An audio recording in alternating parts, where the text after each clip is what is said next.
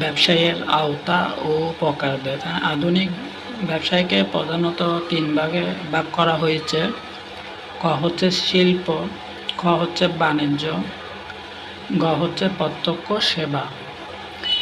এবার দেখি আমরা শিল্পের মধ্যে আছে প্রজনন শিল্প, নিষ্কাশন শিল্প, নির্মাণ শিল্প, সেবামূলক শিল্প, উৎপাদন শিল্প।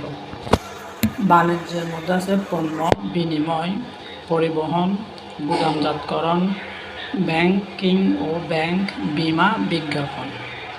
প্রত্যক্ষ সেবার মধ্যে আইন ভিত্তিক, ডাক্তারি, প্রকৌশল ভিত্তিক, অডিট ফার্ম, ইন্টারনেট সেবা, কেয়ার গিভিং।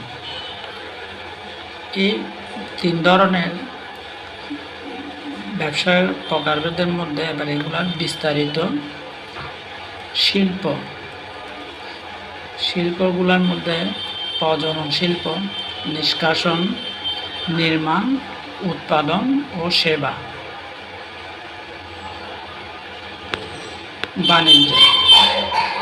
বাণিজ্যকে ব্যবসায়ের পণ্য বা সেবা সামগ্রী বণ্টনকারী শাখা হিসেবে চিহ্নিত করা হয়। বাণিজ্যের বিভিন্ন উপাদানের কাজ।